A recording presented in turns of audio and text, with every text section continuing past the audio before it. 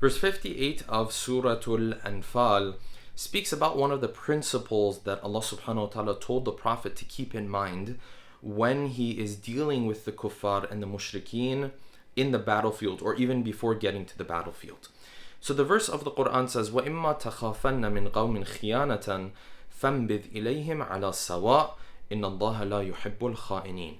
O messenger of ours, when you come to a point where you have solid evidence that the other side is going to break their treaty, right? They're going to do a khiyana, they're going to betray the treaty of peace that they had with you. Instead of just attacking them, don't do that. فَانْبِذْ إِلَيْهِمْ عَلَى السَّوَاءِ. Go out and announce to them that we are no longer within this peace treaty because you guys have broken the peace treaty.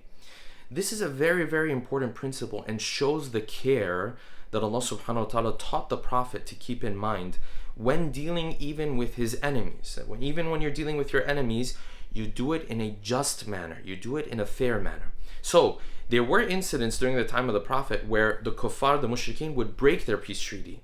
And Allah subhanahu wa ta'ala revealed this verse of the Quran to tell the Prophet that if they do that, you're not allowed to just then attack, right? Or then take advantage of this opportunity.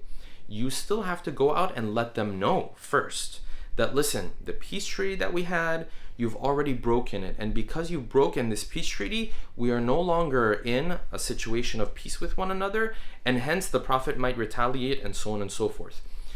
This might seem, in this rule or other rules that we have about the battles of the Prophet, you have to always keep them in the context of 1400 years ago.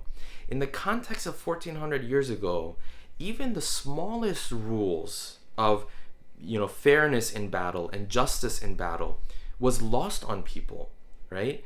That's why we see the enemies of the Ahlul Bayt and the Prophet in particular, when the battle was over, they used to dismember the bodies. They used to, in the situation of the wife of Abu Sufyan, she took the liver or the organ of the body of Hamza. Things that are just, too unimaginable for us to imagine. But these were normal things during the time of the Prophet.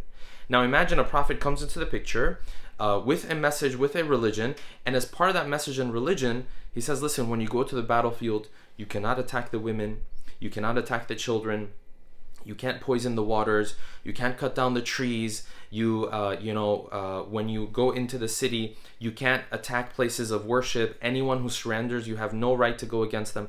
These were extraordinary during the time of the Prophet, and this shows the care and the fairness that Allah subhanahu wa ta'ala brought to the table for the Muslims. And this is part of the reason why the message of Islam and the cause of Islam grew the way it grew, because it came with a message that everyone could relate to and understand. This principle in particular, you see it before the Prophet went back to conquer Mecca, which was done in the most as peaceful of a way as it possibly could be done. And you find that the peace treaty that the Prophet had was broken, and he made it clear that the peace treaty is broken. He did not tell the people of Mecca that he's coming back to conquer Mecca. So they were surprised, they were shocked actually. But they knew very clearly that the Prophet is no longer in a peace treaty with them because they had broken their peace treaty against the Prophet. They started this actually. So this is the principle that Allah subhanahu wa ta'ala teaches the Prophet and the Muslims about engaging. Even with your enemy, you do it in a just and a fair manner. Let alone if it's normal people or your friends or so on and so forth, you have to be extra kind and careful when dealing with them.